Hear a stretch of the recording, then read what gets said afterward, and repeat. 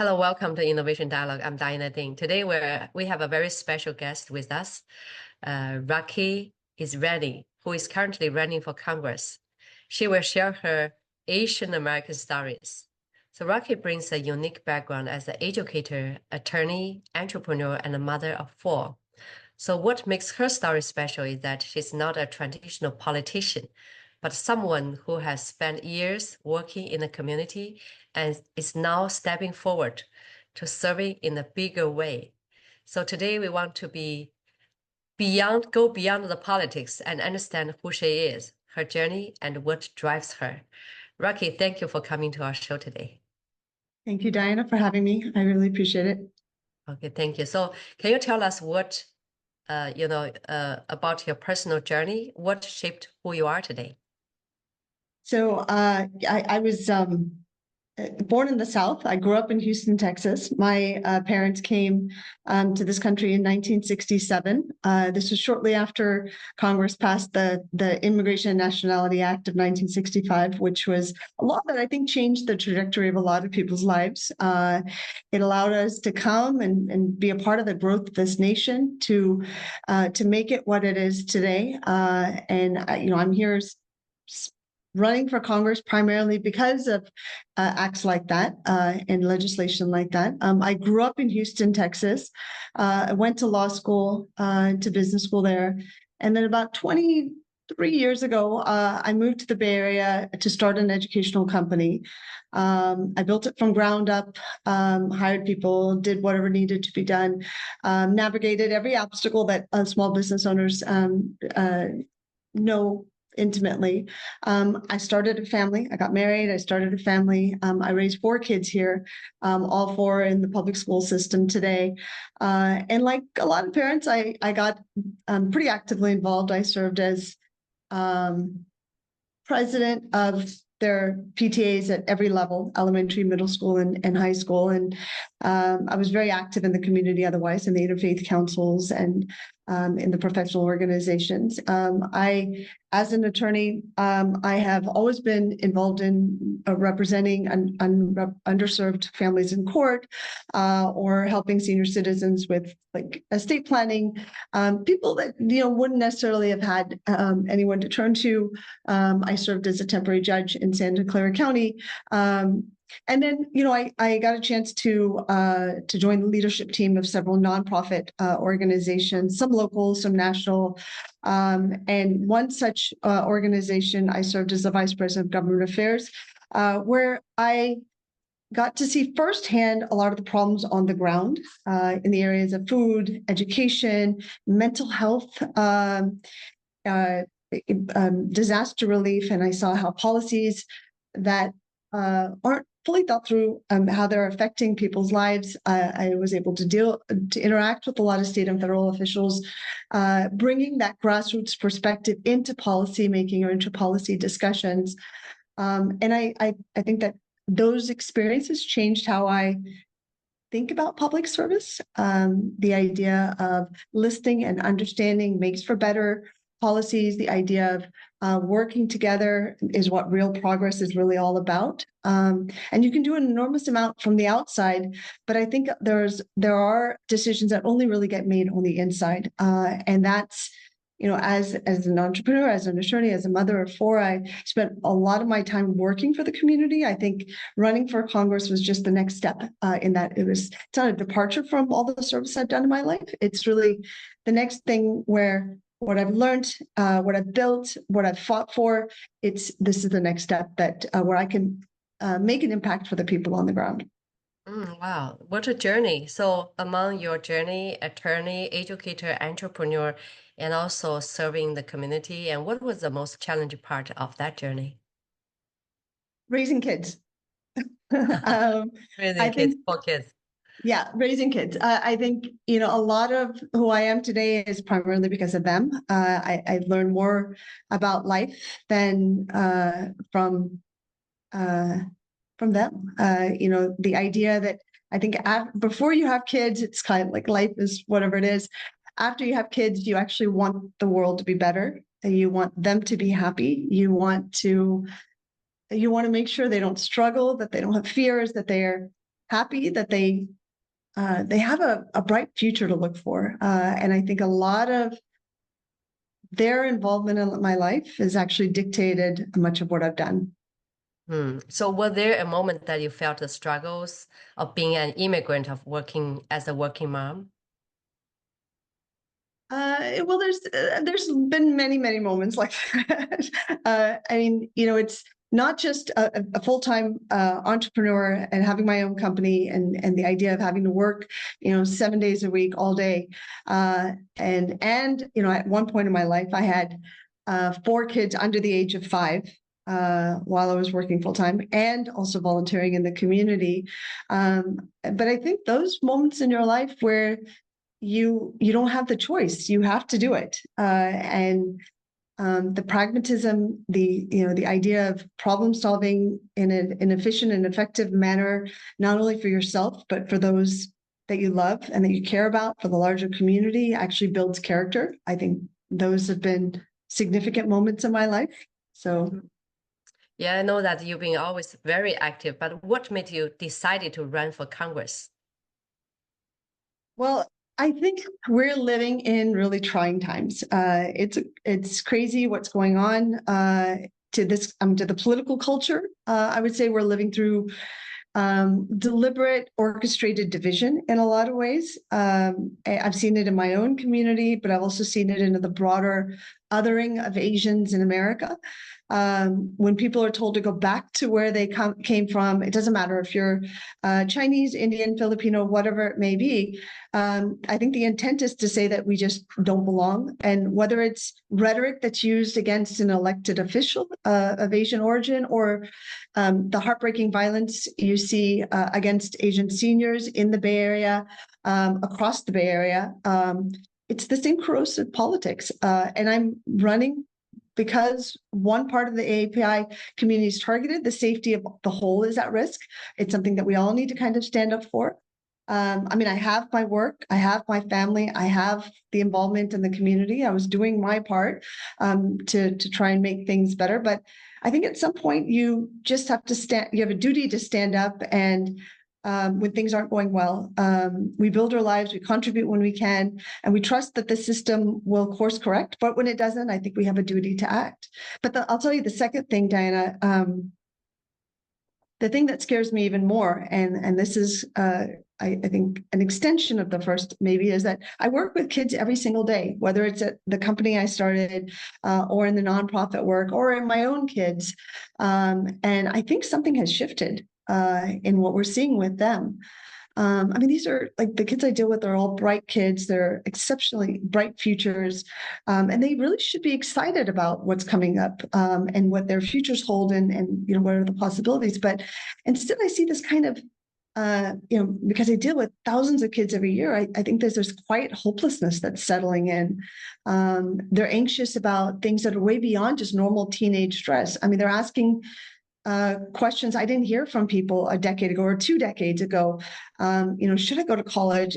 Can I afford to live here? Does my voice actually matter? The chaos actually kind of gets you. And when you see that young people are losing faith in the future, that's not a policy problem anymore. And it's a crisis. And I think, the mental health and the inability to cope is actually getting worse. And actually, even this run, I'll just tell, a lot of it was my eldest one, who's 17. When I first asked her whether I should, some people from the community approached me to run. And when I asked her, and she's like, oh, no, politics is dirty and different. But then a few days later, they were at school. Why your young kids think that way? Why do you think your young kids think that way? Politics is dirty. I think they see the noise online. They see the rhetoric is so destructive and dangerous, and they're so young that they can't really process it. I mean, it's hard for adults actually, for the most part, but for them, where it's so constant and it's all day long, I think they have a harder time doing it. And I at some point when my daughter was at school, this was a few days after we had first talked about it, and they were talking about politics, and her teacher was giving her views on stuff, and my daughter came home super anxious about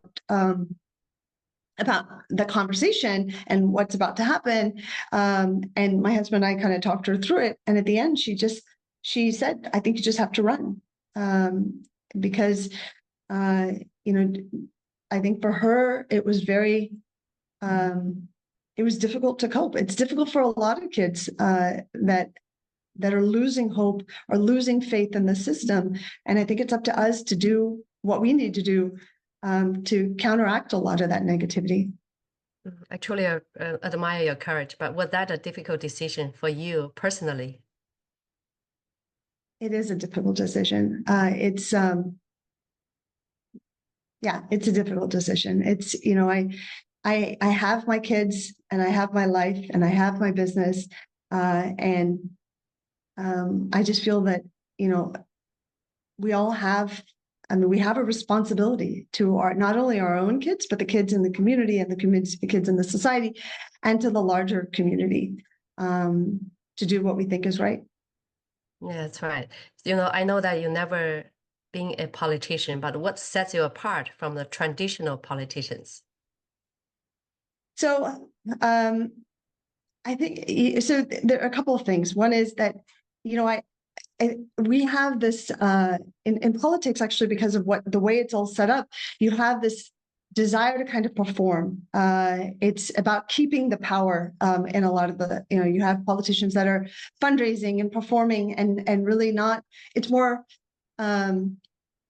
it's not about problem solving. It's not about grassroots perspective on what people are dealing with on the ground, and then building solutions up. You have very agenda driven politics that's coming in, where people come in thinking they know the solution and then they apply it. But we see on the ground that problems aren't getting solved. For me, I've actually been involved in community service from ground up. At every level, in education and in mental health and in disaster relief, and we see where the flaws are and where the holes are, and where people are not getting help, or where the under resources are that need to be plugged in order to improve people's lives, improve the trajectory of their future. And I think that perspective or the pragmatism, I should say, of coming in and actually solving or working to do better is what would set me apart. Wonderful. So how would you approach things differently if you get elected?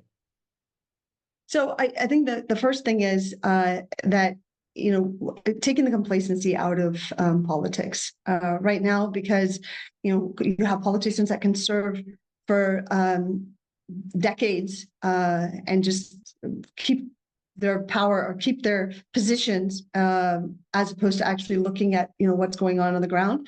I mean, I think that two of the things that I feel need to happen in politics is, one is setting term limits, so that you can only serve for a certain amount, and you have fresh perspectives that come in to see what different can happen, and how do we actually make people's lives better.